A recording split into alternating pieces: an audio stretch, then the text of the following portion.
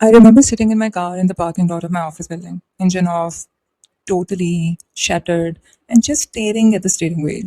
I had less than $500 in my account, or maybe lesser than that.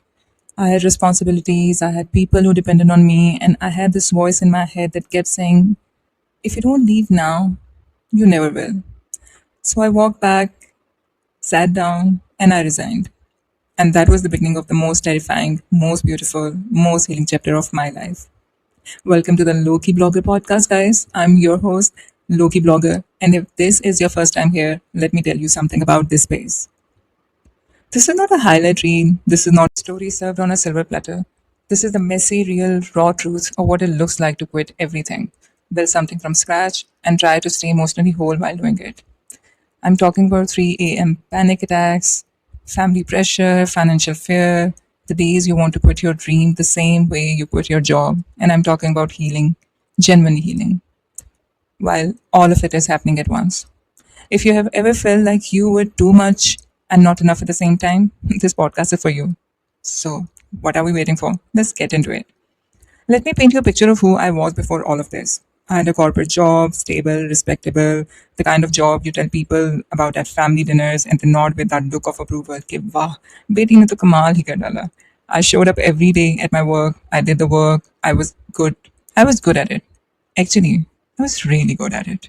But every single morning, I would just get ready, look in the mirror, and feel this quiet dread.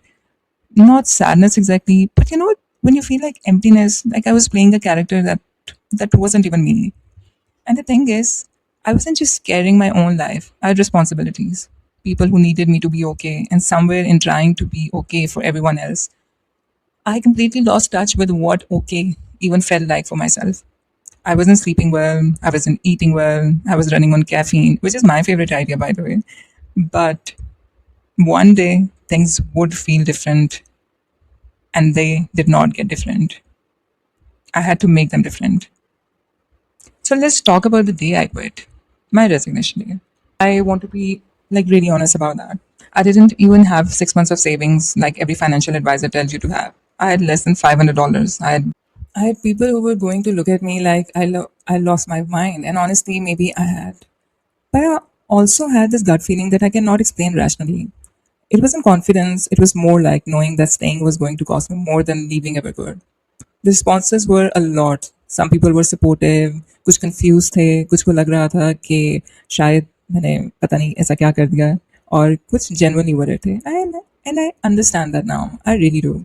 But there were also people who made it about themselves only, their expectations, their idea of what my life should look like. And that was one of the hardest parts, realizing that sometimes the people who love you the most can also be the ones who clip your wings the hardest. And I had to learn not to resent them for it, but to protect my dream from the fear. अब चलते हैं उस part पे where I actually tried to build my furniture brand. So there I was, no job, less than $500, and this wild idea to build a furniture brand. Wow, I didn't know what I was doing. I want to say that clearly.